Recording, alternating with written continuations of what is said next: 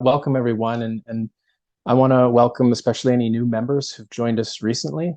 Um, we've been together in this effort for almost 2 years now, and here we are, and we're still going strong. And so, those of you who may have joined recently, we are the BCPS Employees for Freedom Society. We stand for medical privacy and bodily autonomy, and we advocate on behalf of BC public servants throughout the province of BC, people who work in BC's public sector, whether at the municipal, provincial, or federal level, or in publicly funded non-governmental organizations. And tonight, I want to introduce our guest, Alan Cassels. Alan is a renowned independent health policy researcher. Just going to get my notes here. He has had a 30-year career investigating and writing about how clinical research on pharmaceuticals and medical screening is communicated to policymakers, prescribers, and consumers.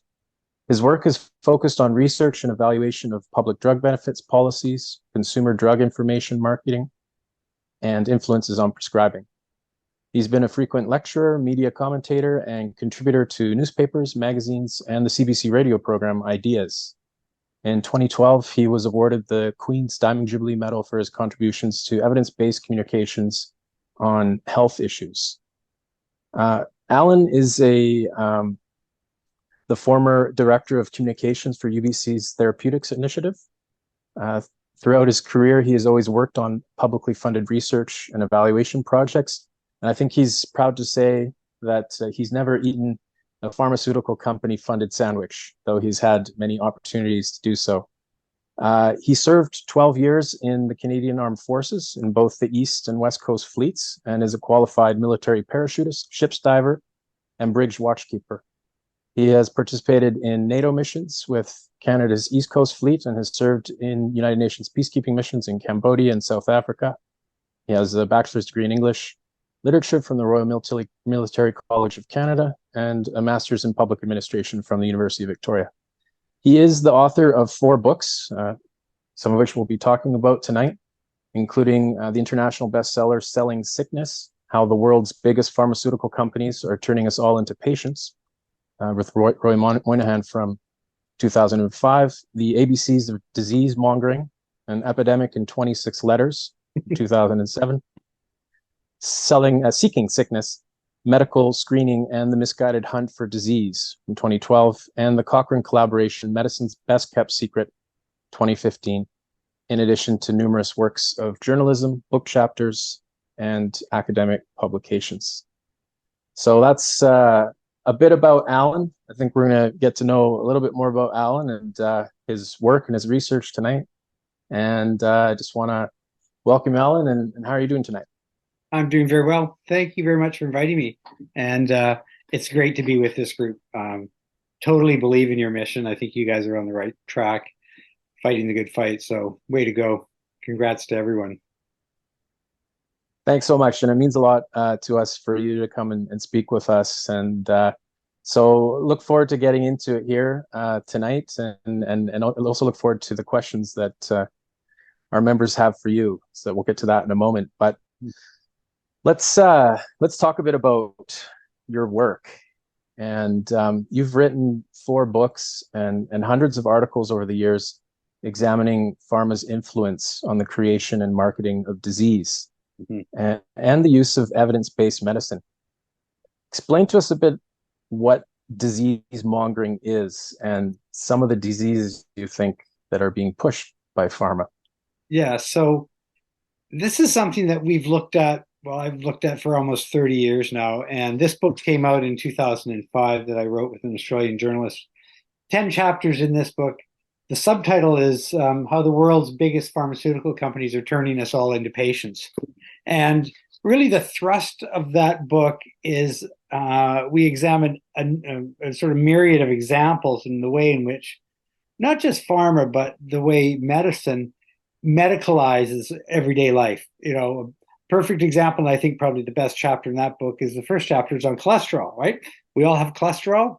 The pharmaceutical, and when you read the studies about cholesterol lowering drugs, you find some very interesting things.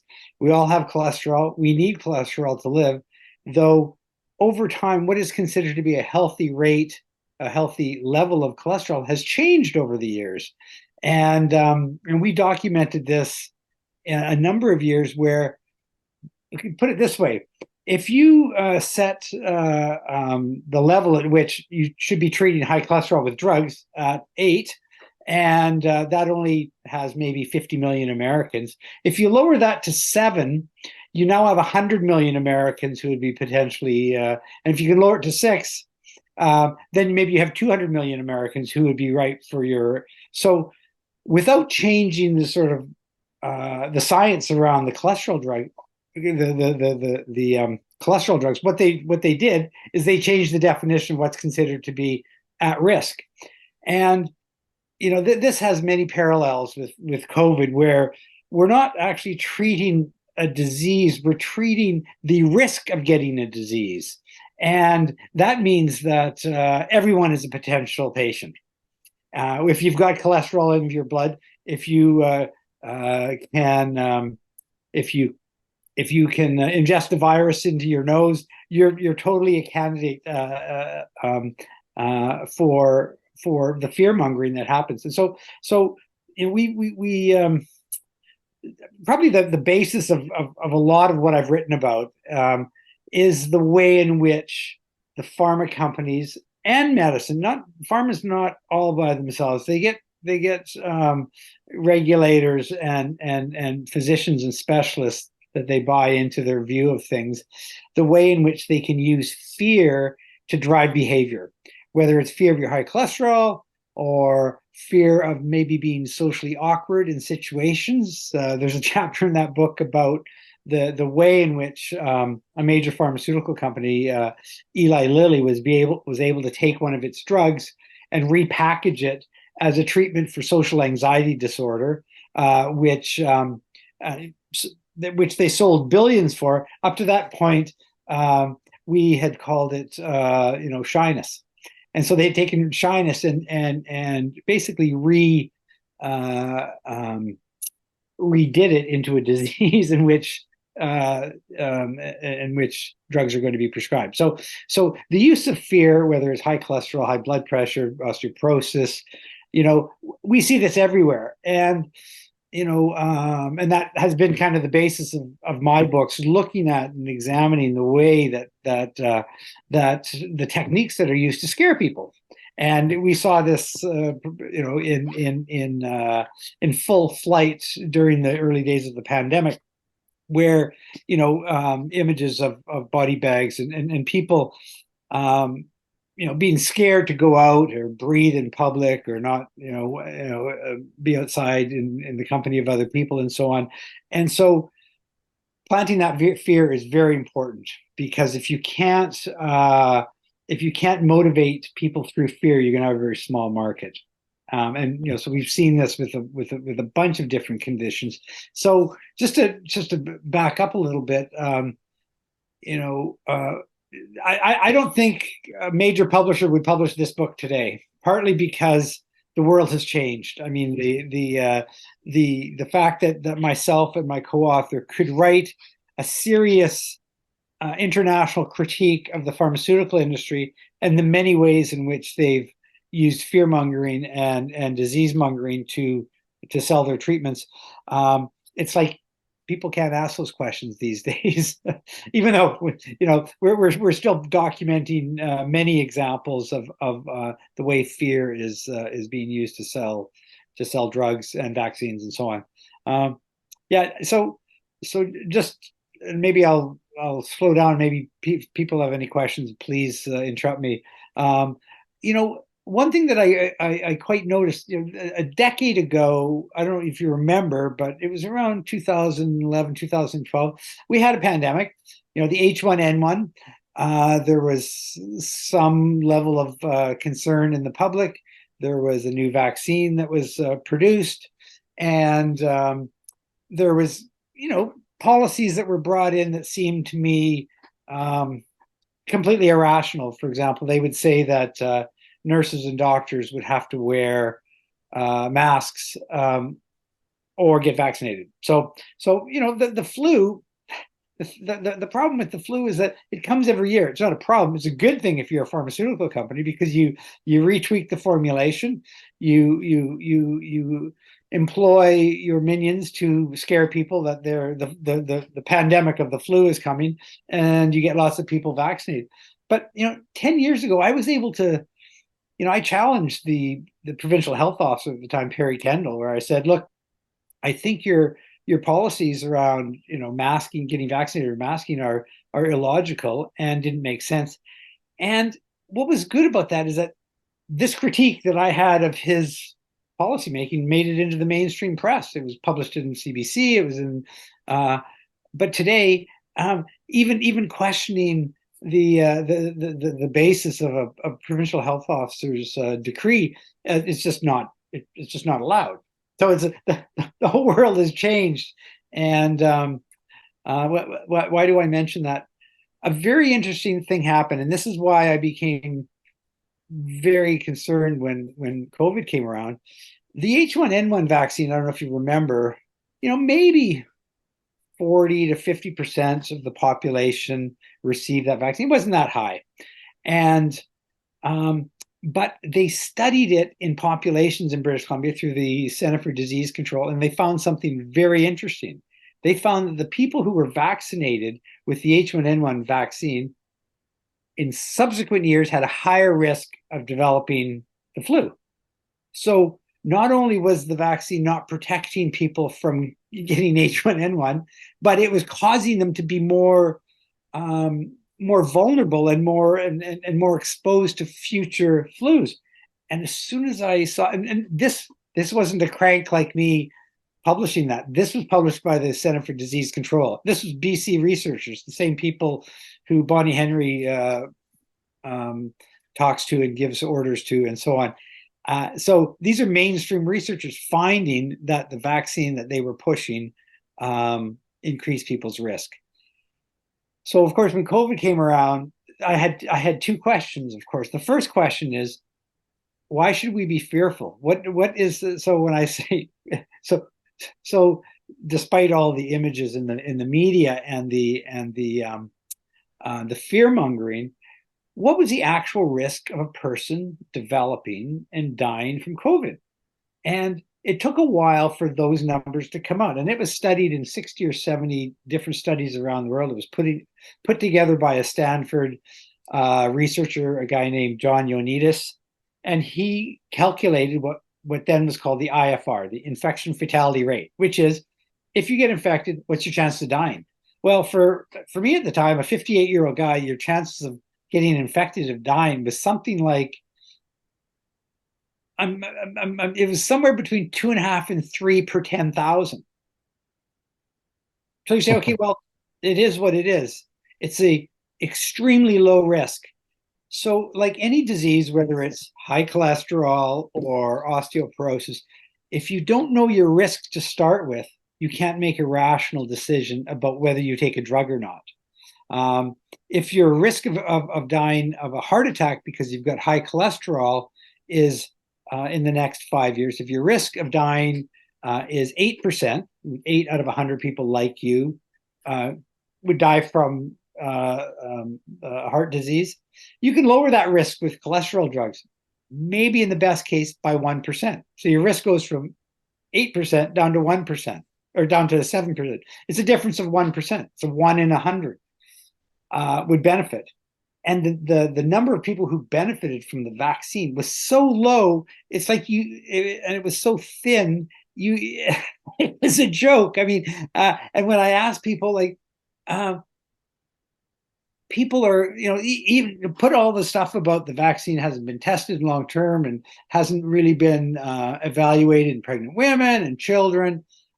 Put all that aside, just look at how many people are going to die from COVID. And it was so small talking about healthy people. Maybe if you're an 85-year-old in a long-term care facility, your risk of death might not be 0.23%. It might be 0.2% or 1%. Still very low. older people are more likely to die. That's part of the epidemiology of what we're dealing with here. So, I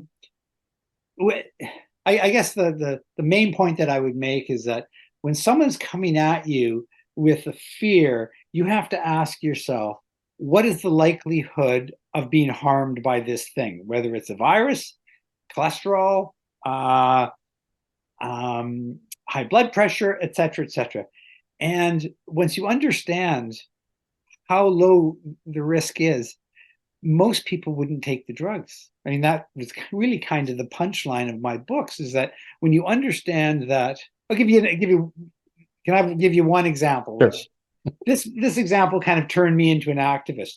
I was working on a study called the Seniors Drug Focus Project, and we were looking at osteoporosis drugs and evaluating whether the drugs had any benefit. So osteoporosis is a disease that largely women and some men get as they go through when women go through menopause. When they get older, their bones become weaker, makes them a little bit more vulnerable to have a fracture. And you don't want to fracture if you can help it when you're an older person. So the pharmaceutical companies, and including one of the biggest companies in the world, Merck, convened a meeting because they didn't really know how you define osteoporosis. They convened a meeting, and I know because we documented this in the book, in 1993 at the World Health Organization, and it was the WHO officials and officials from the companies that were making or developing osteoporosis drugs, and they decided that the definition was set so low that it would basically include something like 50% of the female population over 70. And the rest of us were looking. So you've overnight, just with the definition, you've medicalized a huge portion of the population, told them that they're going to be at risk of falling and breaking a bone, and then pushing the drugs. So, and the first drug that came out is a drug called Fosamax, and there's been many others. And if there's people on this call that are taking that drug, I won't alarm you about the worst case scenario, but just let me tell you that the drug was marketed, and I have ads that I've used in presentations over the years. The drug was marketed as reducing your risk of osteoporosis by 50%. Wow, 50%, that's like half. You're going to reduce someone's risk of osteoporosis by half. That's amazing. Okay, when you climb into the study and how the study, they use two groups, large groups, something like 4,000 women. Half of them were given the drug for 3 years, and half of them were given a placebo. And these women were all high risk. They had osteoporosis based on this definition, and some of them took the drug, some of them took the placebo. And after 3 years, when they unblinded, they found that the number of women in the placebo group, okay, so these people are high risk, they have basically no treatment. The number of people that had an osteoporotic hip fracture was 2%, 2 out of 100. The number that got a hip fracture in the drug group, in the Fosamax group, was 1 in 100. Okay, so here's the math, folks. When you go from 2 in 100 down to 1 in 100, that's a 50% drop. You go, wow. But the actual difference is 1%. The drug would only benefit 1 in 100 people. And then, I think we saw. And once it's been on the market, then we discover the rate of adverse effects, esophageal burning and gastrointestinal problems, and increased risk fracture if you take it long enough. Anyway, so this is an example where we allowed the pharmaceutical industry to shape the definition of a disease that affects every woman in the world if she lives long enough, and then push a drug on the basis of a reduction that was almost meaningless. And the drug had, like anything that you study long enough, is going to have adverse effects. So that's my story. So Yeah, no, it's really incredible, and I think for the people on this call and people watching this later, a lot of what you said is probably very familiar to them in many ways, and you spoke a lot about the fear, and it certainly feels like there's a return of that campaign to try and make people fearful again this fall, to fall in line with what these people are wanting to sell us, or encourage us strongly to do or to take. But I'm wondering too if there are, there are other tactics. And I think I just want to read something that you wrote and that we shared as part of the invitation for this meeting, because I think it speaks to that a bit. And this was in February of 2022. I think the timing is also very interesting. So you wrote a letter to the editor of the Globe and Mail in response, I guess, to a column talking about misinformation around that time. And your letter said, and I quote, "I don't see my unvaccinated friends, neighbors, or colleagues as misguided, misinformed ignoramuses who spout conspiracy theories and propagandistic cliches. Maybe I don't get out enough. They're mostly highly educated, a class that includes university professors, engineers, researchers, doctors, librarians, and even some journalists. I find these are intelligent people with nuanced interpretations of science who spend a lot of time reading the annoying small print of research studies and asking awkward questions. I therefore find it tiresome when they are labeled as misinformed ignoramuses who don't follow the science. In the drug safety world, there is a truism. Drug safety never leads, it always follows. It is a sentiment that might be best summed up by a line from the singer Tom Waits, quote, "The large print giveth, and the small print taketh away." So that was published in the Globe and Mail on February 15th, 2022. And interesting to me because on, I think, February 14th, 2022, the Prime Minister of Canada invoked the Emergencies Act in response to a protest that was provoked by mandates for people to take particular pharmaceutical products, and led to this incredible moment in our recent history, which I think we're still processing and working through. And so wondering if you had any comment on that. Yeah, I mean, so the letter was really just instigated by what I felt was a fairly bigoted stance. So bigotry is something that we don't seem to tolerate very well. Certainly not any bigotry against people who are different. If you have different ideas about what clothes you wear, or what gender you are, or what we have a fair degree of tolerance for that. Except if you decide that you read the studies and you've decided that you didn't want to get vaccinated, suddenly you're an idiot. You're a moron.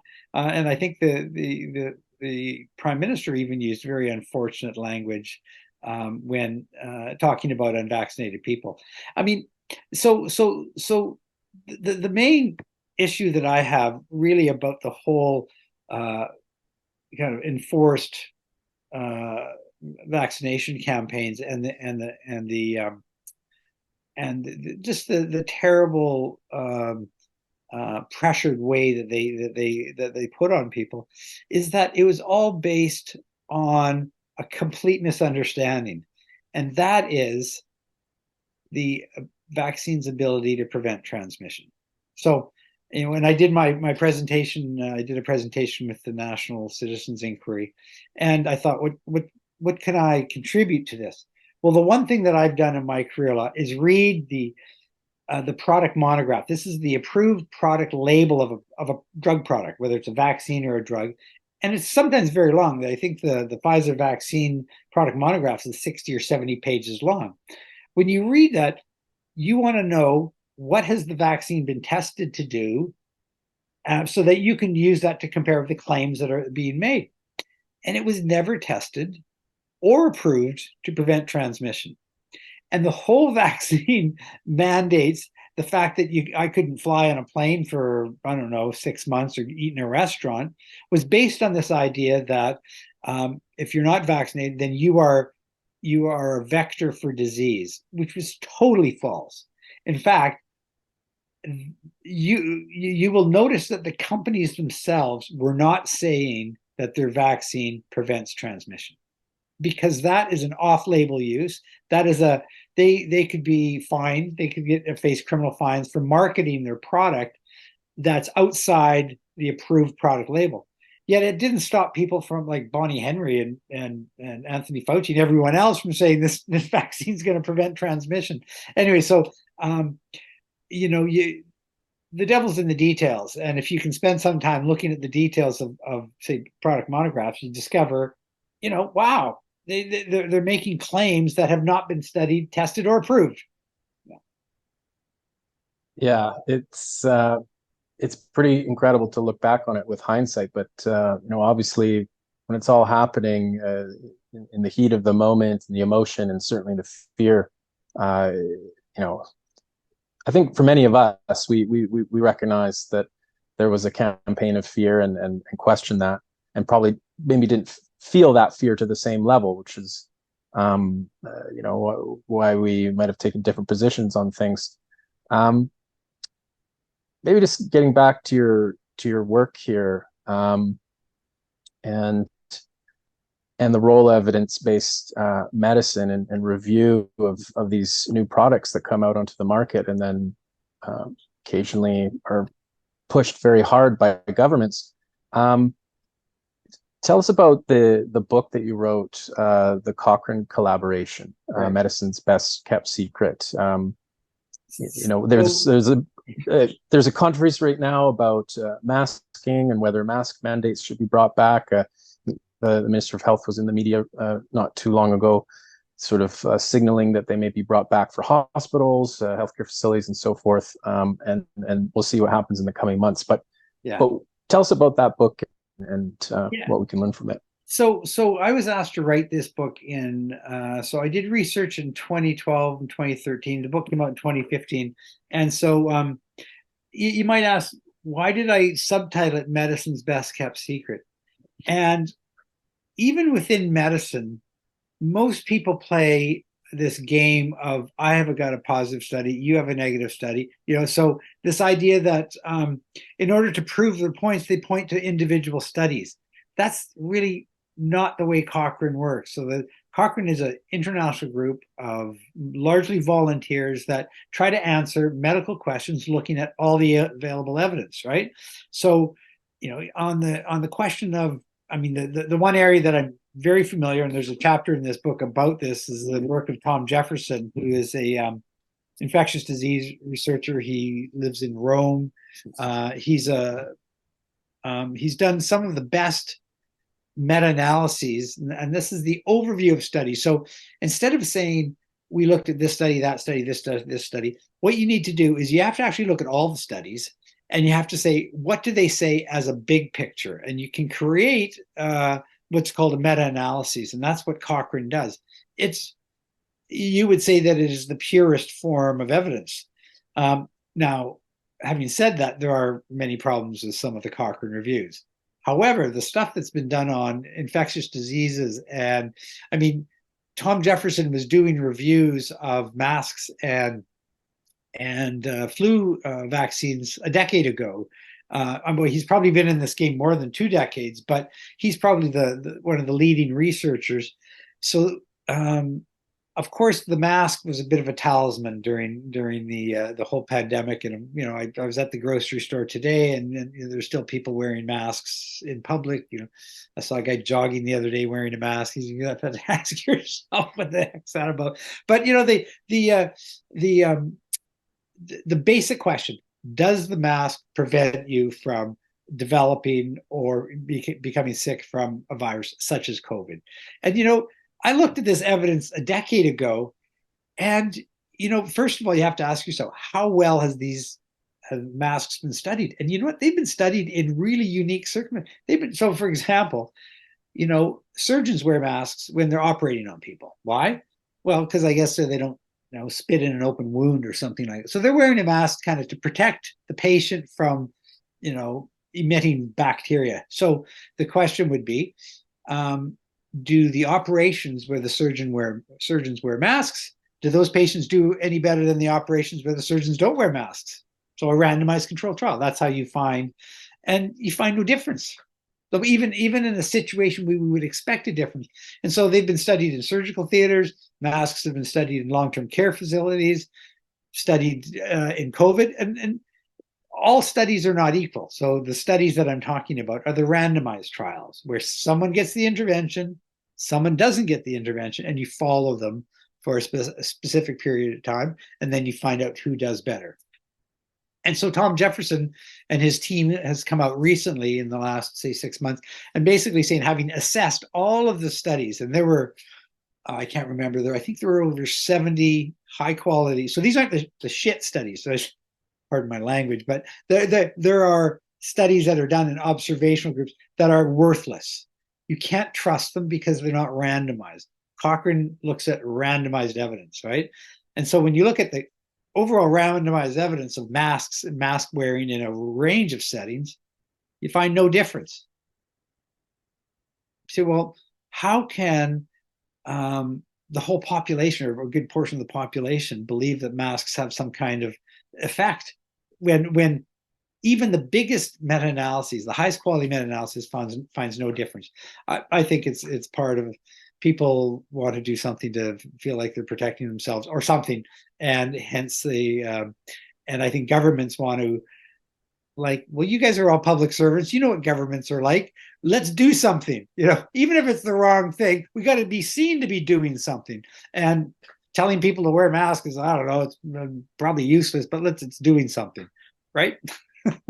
Well, and talking about evidence based medicine, evidence based review of medicine, and getting back to maybe a little bit more BC centric focus. Yeah. There has been for a very long time something called the Therapeutics Initiative, based out of UBC, and I understand its role has been to do evidence-based reviews of drugs to be included on the provincial formulary for public drug benefits plans. And you've had a long time association with that initiative. Could you just briefly tell us a little bit about that, and where was the Therapeutics Initiative in all of this, in terms of the vaccine rollout of COVID-19, things like that? It kind of reminds me when they sent the Canadian ships to the Gulf War. I had just gotten out of the Navy, but they sent the Canadian ships there, and the Americans, who have, all these aircraft carriers, they basically told the Canadians to go into the corner and make sandwiches. I mean, they were participating, but they weren't really participating, if you know what I mean. So same sort of thing. What else was I going to say? So the Therapeutics Initiative was not really involved in doing analyses of the vaccine or of COVID measures, with one exception. So it was set up by the provincial government, the NDP, in 1994, based at UBC, independent group. You can't have ties to pharmaceutical companies to belong to this group. I think they produced really high quality stuff. I worked there in for the last 4 years. But they for some reason was not involved in doing analyses of COVID vaccines or drugs, except for Paxlovid, which is a expensive, basically worthless drug that that I think it's a Pfizer drug that was launched for treating people with COVID. I saw a tweet the other day by Brian Goldman. Do you know who that is? He's the CBC white coat, black art guy. And his tweet was, Ontario allows Paxlovid, is paying for Paxlovid, but it's not available in BC. Why not? And I responded by saying, well, it's a shit drug, and if you look at the evidence, you wouldn't pay for it either. I mean, let's call a spade, right?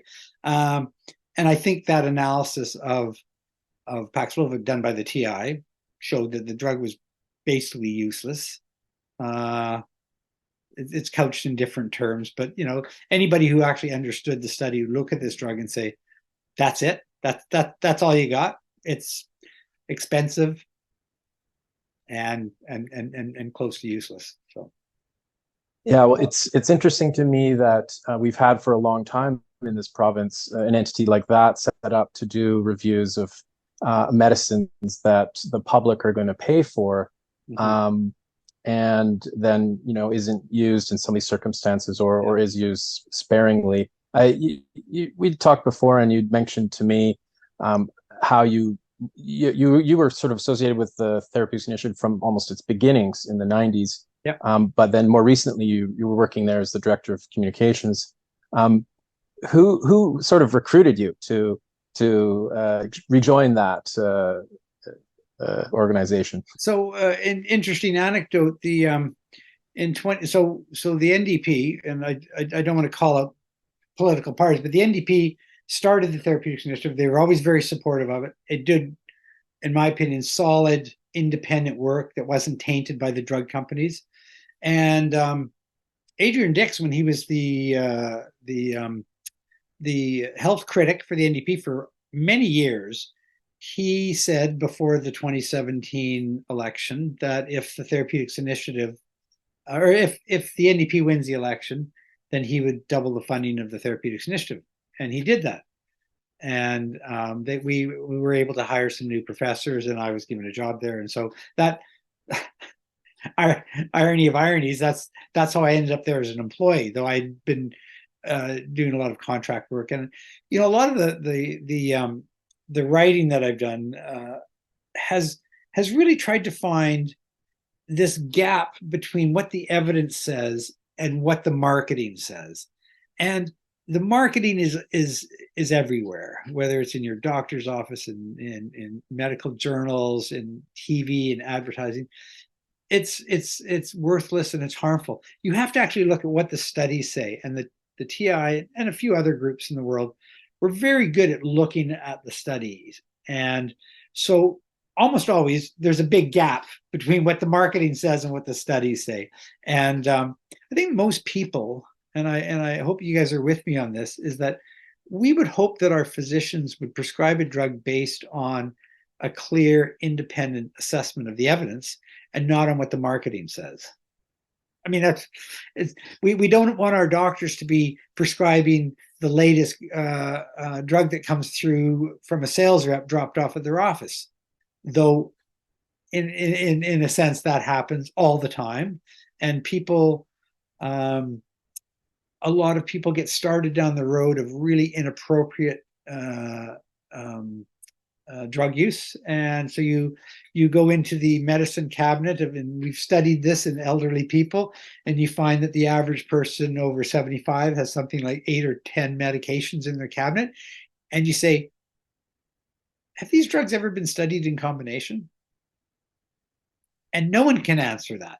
No, they haven't. They study drugs in individuals in trials, and no one can answer that. So we've got this situation where oftentimes the physicians, and it's not just the physicians, sometimes patients demand it, more drugs for more things, and they pile up and they cause problems, interactions. They cause, I mean, as you know, the one of the major problems of why we have an opioid epidemic is that they were prescribing opioids for everything, for somebody who had tooth extractions or a sprained ankle.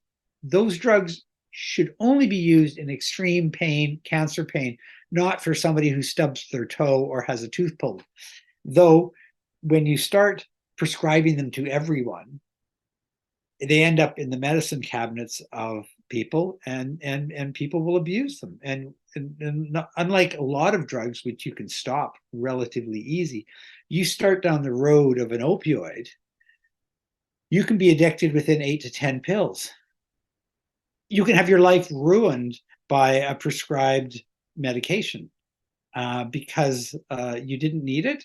And it's extremely, extremely hard to stop those drugs when you head down that road. So I don't want to get into the whole opioid epidemic, but we can blame doctors. We can blame the medical establishment for putting people on high octane drugs that became very addictive, and then it spread out to the wider population. So kids end up taking them out of their parents' medicine cabinets and using them in schools, and kids die. And it happened at Oak Bay High a little while ago. A kid dies of an overdose after one pill. Yeah, It's tragic. So you've been a long time proponent, public speaker, advocate of these views of, being critical of what's being sold in terms of pharmaceutical products to the public, encouraging people to take a critical critical eye of things. We mentioned a little while ago the op-ed that you wrote, and it was published in the Globe and Mail. What was the reaction to that letter when you published it in February of 2022?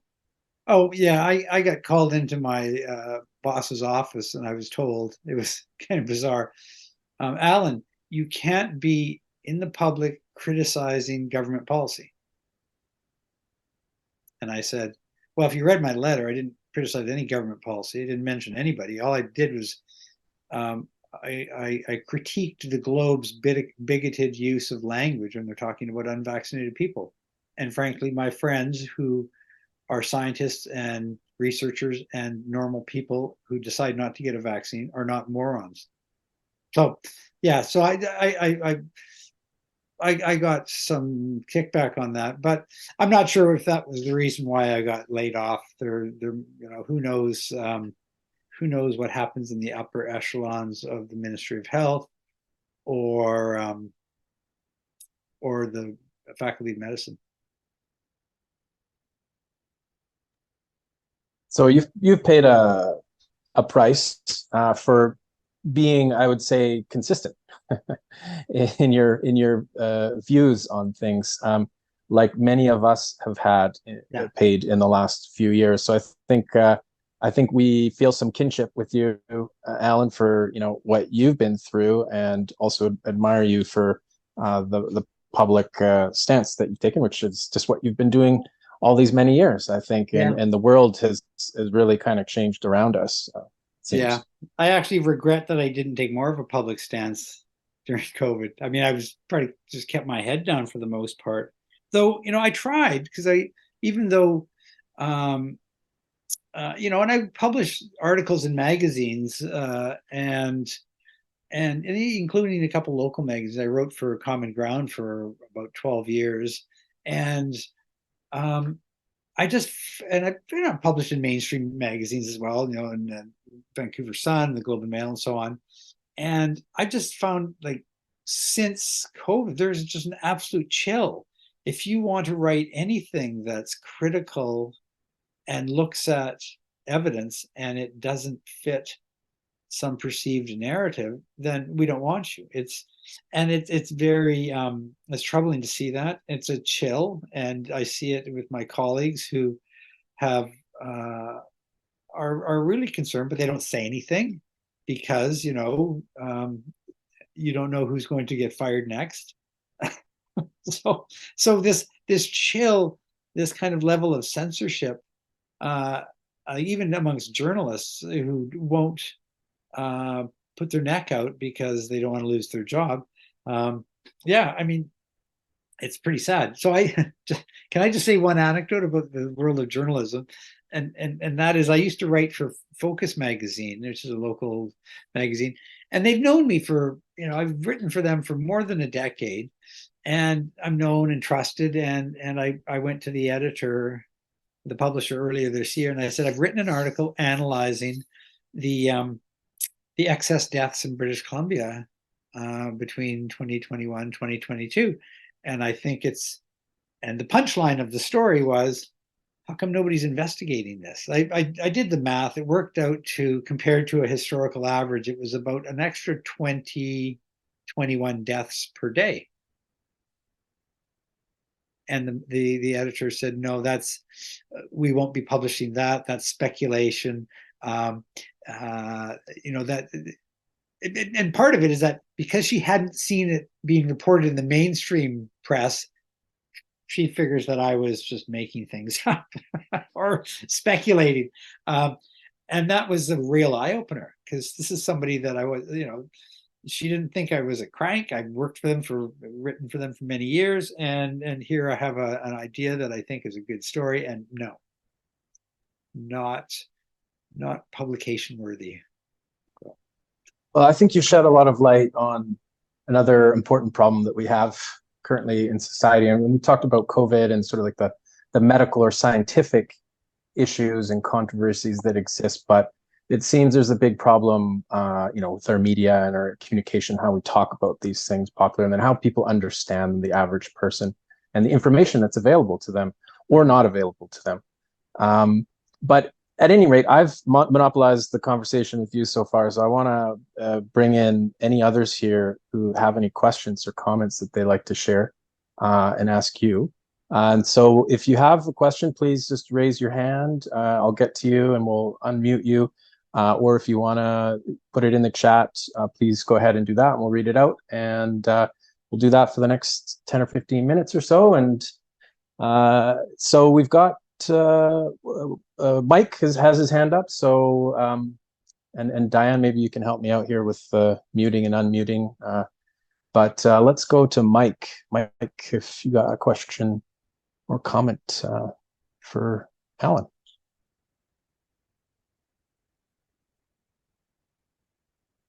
Saw you unmute briefly, and then I think, there we go. Go ahead, Mike. Okay, can you guys hear me okay? Yeah. Yep. Okay, thank you.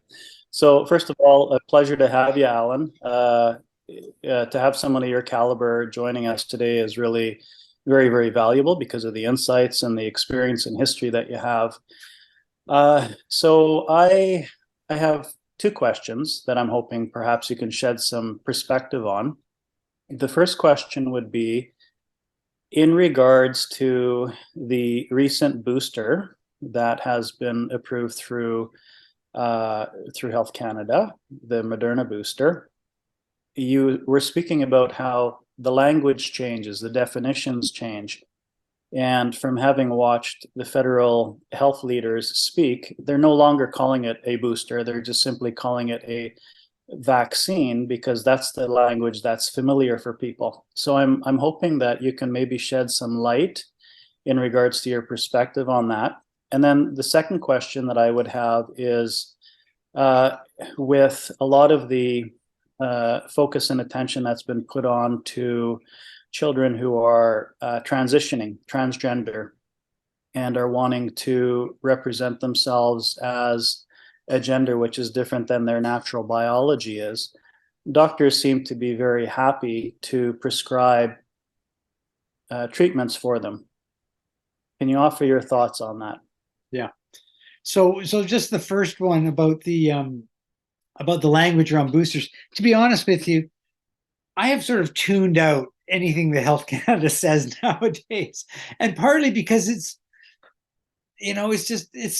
so not credible. For example, what would be, and so I think you're probably right.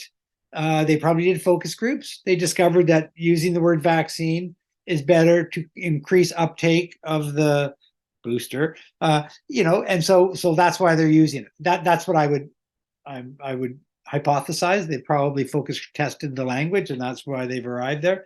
But what's interesting is that, tell me, have you seen any mainstream media reports about other countries?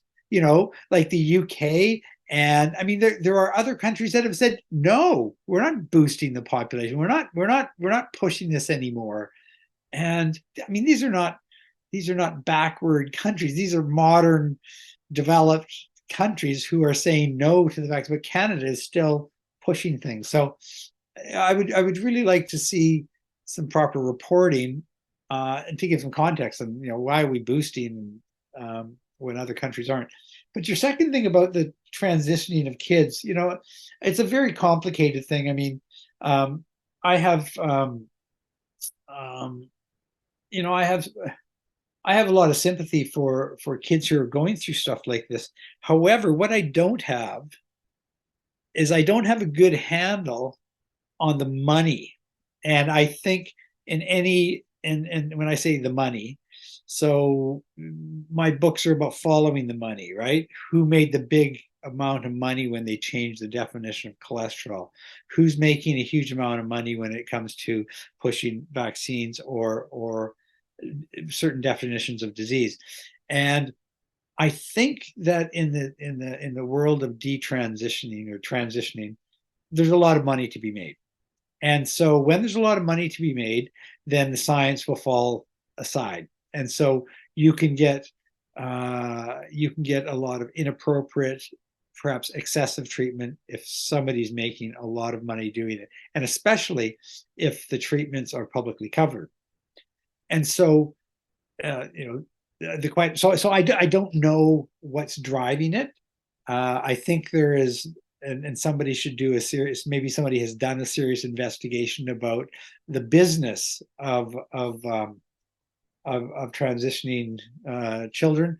I would not be surprised if there's some serious cash involved in that whole enterprise, and it will skew whether those changes are appropriate or not.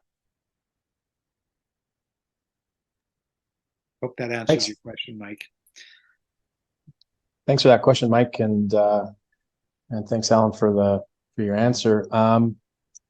If we have any other questions, feel free to raise your hands. Anything at all, anything that we've talked about or haven't talked about tonight that you think Alan might like to weigh in on. I see, Mike, you got your hand up again, so I'm not seeing any other hands. Please go ahead. Thanks. I'll ask another one just because as Alan was speaking, I had another thought that came to mind.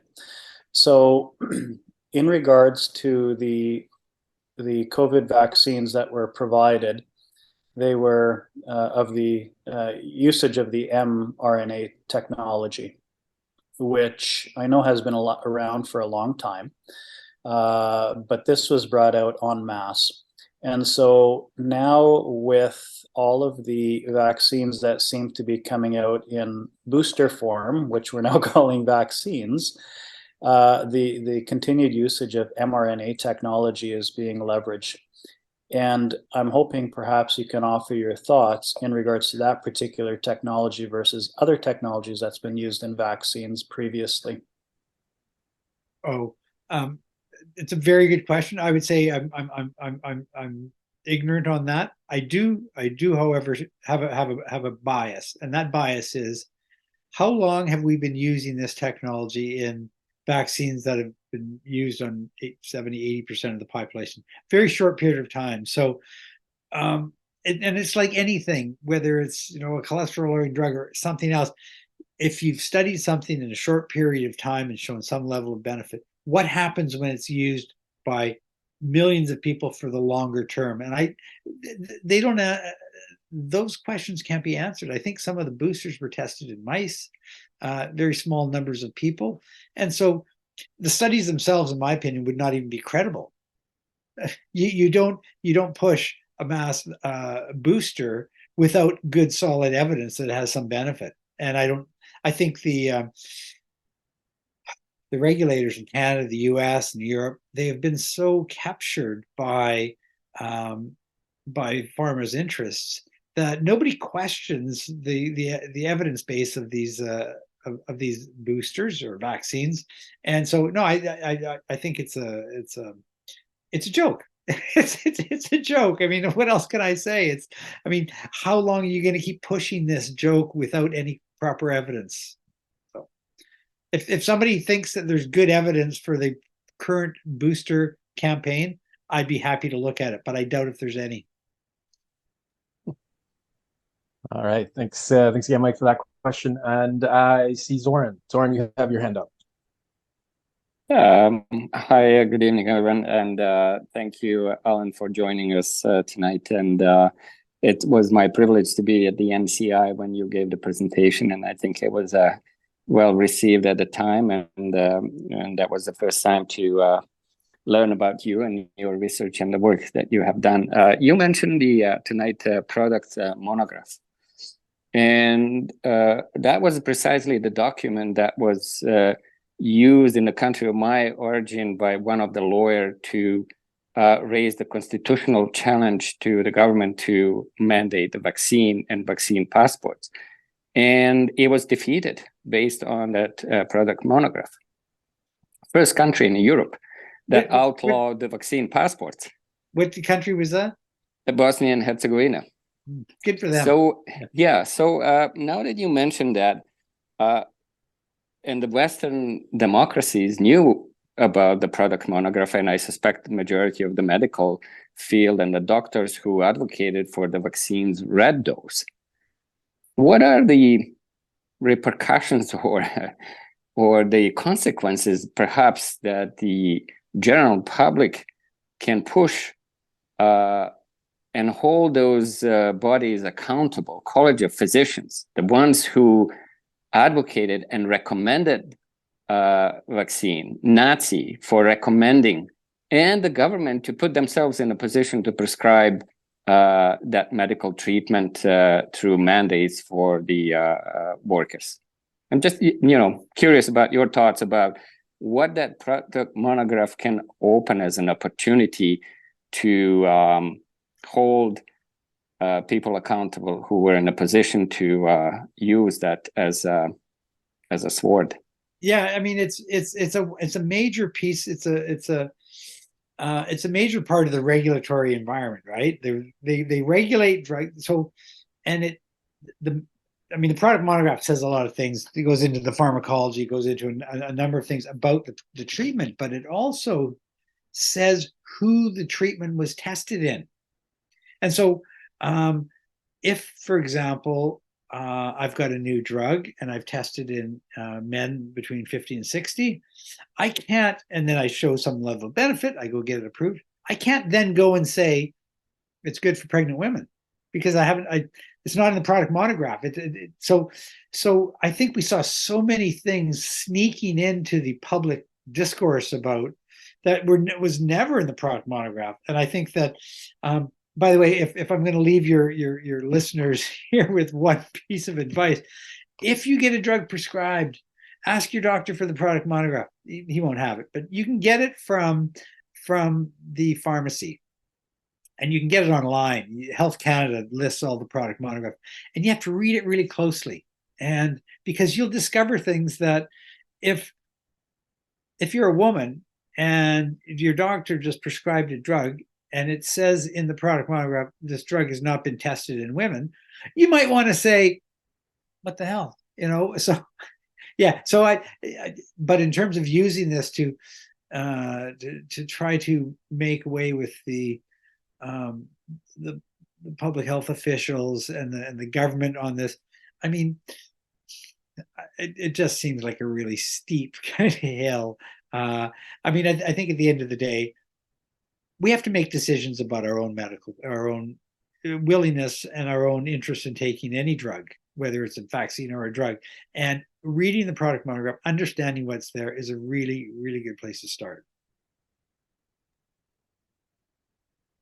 So the large print giveth and the small print taketh away. Oh yeah, and there's lots of small print in the lots of small print in the product monograph. Yeah. Well, thank you for that, Zoran. Very good question. We're just past 8 o'clock here, so I think unless there was one in the chat there. Okay, let's do the one in the chat, and then I see one hand has gone up, so we'll go to that after. Sorry, I don't see the question in the chat. I could read it for you. Oh, please. Yeah. Sure. The question was, this person is particularly interested in your thoughts on the change of the definition of a vaccine. Oh, yeah. Again, I think it's just a sleight of hand. And part of it is about one direction. And the one direction is more use, more uptake, wider distribution. And I think any of these kind of little vaccine definition changes that happen along the way was facilitating that process. I don't know all of them. I mean, I think you guys are probably more expert than I am, but yeah, I mean, there was all kinds of sleight of hand that was happening, changing the definition of vaccine. I'm really glad that people notice this stuff because, the devil's in the details. Absolutely. All right. Last question goes to Brett. Brett, let's go ahead. Still got you muted. Let's see. Okay. There we go. Right. In regard to your comments about excess mortality, have you read the book by Edward Dowd on that subject, Cause Unknown? I haven't read it, but I saw it. I was at a friend's place yesterday, and he had a copy of that book. So I think it's very compelling. And whether it's but my biggest sort of concern is that, and this is what I mentioned in my op-ed that I tried to get published with Focus magazine, was it used to be that Bonnie Henry and Adrian Dix would stand in front of a microphone every day for weeks and weeks and weeks saying, oh, another 3 people died of COVID and 5 people died of COVID. How about standing up and saying an extra 20 people died of unexplained causes in British Columbia today? So, my point about the excess death is that something's going on here. We got to get to the bottom of it. Do we actually care? And if we do care, why aren't we putting the research money that we need to into it? And that's the kind of question that if I had a meeting with Adrian Dix, you could employ some of the top-notch epidemiologists on this very question. And I know who they are. They work for the Therapeutics Initiative. You could actually study this to a really high-quality way, but you're not. Now, why not? Yeah, well, do you think this will ever, I mean, this is, obviously a global phenomenon. Do you think it'll ever really explode somewhere like in the United States, that this will really catch on and, it will be unavoidable that they'll have to look into this in BC? And do you think they'll ever bring them down? Well, I don't know. It's a good question. This is costing insurance companies a lot of money. I mean, but politics is about the art of distraction, right? Don't look over there where there's a bunch of dead bodies. Look over here where there's long COVID. So I don't want to downplay long, but you know what I mean? It's like their ability to direct our attention. It's I've been writing a little bit about this because I've been studying magic, right? And magic is all about distraction and being able to hold people's gaze here when you're doing something over there. And a lot of politics, I think, is that. I think what we need is more of us to be demanding public health people to say, look, these are unavoidable, unexplained data. Can we please have some explanations? Thanks, Brett, for that question. Very, very, very pointed question. Well, we've been talking just for a little bit over an hour now, and I think we could probably go for another hour too, Alan. But want to be respectful of your time, and we do have some other things. We've got a comment in the chat, or someone sent to me that they want to thank you especially, and that you're brilliant and your guest appearance has been great. So I want to echo those sentiments, and I also want to say and mention for the group here that I think you've joined our society. Is that right, Alan? You've become a member of BCPSEF? Yep. Absolutely. So there you go. You believe in what we're doing. Thanks for putting your email in the chat so people can contact you, I guess, if they have any other points. I think I only sent it to you. Let me see. Okay. Can I send it to everyone? You might. I think you did send it just to me, but okay. I'll just put my email in here. Sure, if you put it generally in the chat, I think people will be able to get it. So if people were too shy to ask a question tonight, you can email me and I can see what I can do to try to help you answer it if I know anything. Well, that's just amazing, and we're very proud and pleased to have you as one of our fellow members, and we look forward to seeing what we all do together in the future on this issue and many others. I guess affecting our individual liberties here in British Columbia. So I just want, on behalf of the BCPSEF Society, Alan, I want to thank you for joining us tonight, and thank you so much for all your hard work over these many years as well. Thank you. It's my pleasure. It's a lot of fun. Thank you.